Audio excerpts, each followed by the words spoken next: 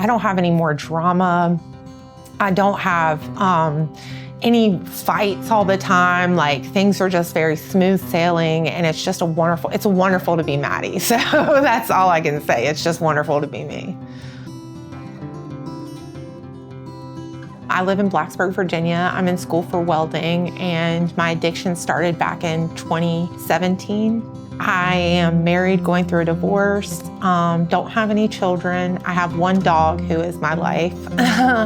And yeah, I'm just enjoying being sober now.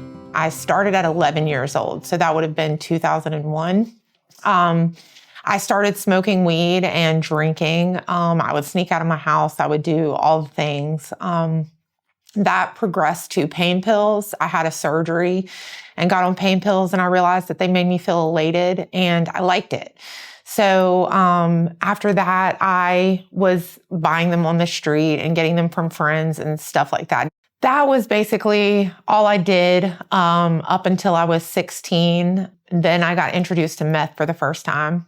I loved meth. At first, I did it here and there whenever I could because it would keep me up for very long periods of time. I would still act like I was going to bed. I still ate. I still did all the things that I needed to do to appear sober, but I was very much so high. So I had 2 miscarriages right after I got married in 2017. And it made me want to get up and be a social person. I didn't want to stay in the bed crying all day. It made me feel elated. It made me feel like I could conquer the world. It comforted me when I needed comforting, but I didn't realize that it was tearing me down. Then COVID hit. So this is several years later, but COVID hit. And because I was a gig worker, I got money from the government. Having money was the worst possible thing that could have happened to me. I did enjoy it because I was free to do what I wanted. I didn't have to ask anybody for anything. So I felt like my drug addiction was not as bad as it was. But it was so much worse than I wanted to admit. And basically, I ended up getting arrested 2 times. It was my second and third time during COVID. And basically, that's how I got to recovery court. I still come to the recovery maintenance group, which is Voices of Hope as well. And I go to AA. I'm in school, so that takes a lot of time. But basically my sponsor is like my key problem solver for me.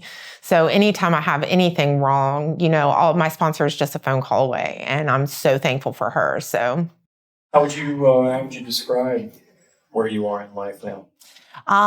So I would describe it as a very happy, serene place. I don't have any more drama.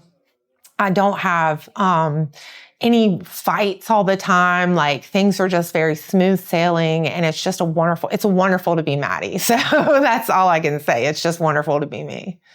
What would I say to the person specifically is just to keep hope alive, because it will come to a time when you say, I've had enough, I can't do this anymore. And once you come to that place, you have to keep hope alive, because you don't want to fall into a place of desperation, because that can fuel addictions as well. Even if there's only one thing you can find positive a day, please find that positive thing and just keep going, because there's people who love you and people who want to see you do well. Hope means to me to keep on keeping on, to find that special interest in something that makes you want to go for it. It's the positivity in the darkness to me. So basically, yeah, hope is my positivity in the places of darkness.